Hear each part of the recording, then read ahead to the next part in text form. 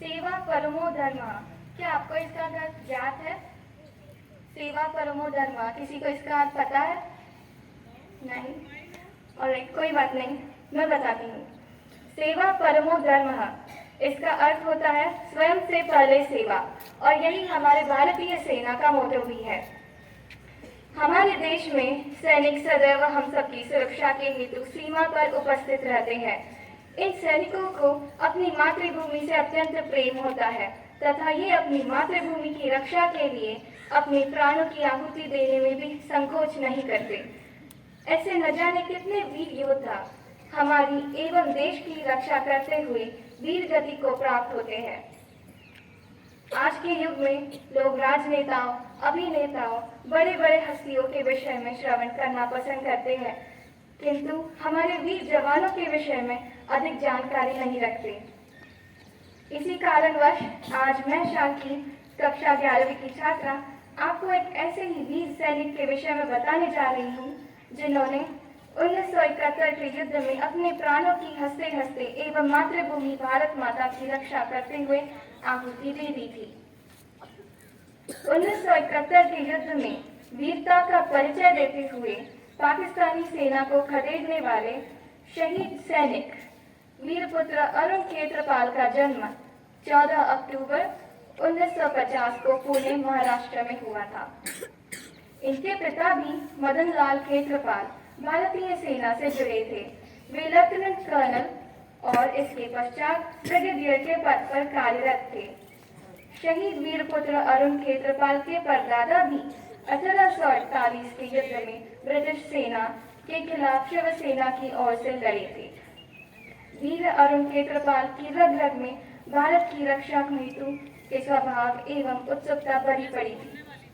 वीर अरुण के परदादा के बाद उनके दादाजी भी प्रथम विश्व युद्ध में 1917 से 1919 के बीच सैनिक के रूप में सहयोगी थे।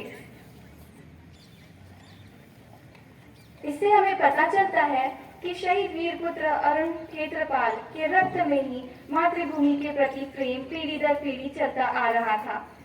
इनके पिता भी सेना में कार्यरत होने के कारण समय समय पर उनका स्थानांतरण होता रहता, जिसके कारण वीरपुत्र अरुण खेत्रपाल की शिक्षा अलग अलग स्थानों पर पूरी होती गई, किंतु शिक्षा के आखिरी 5 साल लॉरेंस स्कूल सनावर में उन्होंने बिताए। वे पढ़ाई लिखाई में बहुत तेज थे। इसके अतिरिक्त उन्हें क्रिकेट भी प्रिय था। 16 दिसंबर 1971, यह समय भारत के लिए बेहद गंभीर था। इसी दौरान भारत तथा पाकिस्तान के बीच युद्ध छिड़ गया और वीर अरुण खेत्रपाल को 47वीं ब्रिगेड शंकरगढ़ सेक्टर के युद्ध के लिए तैनात किया गया।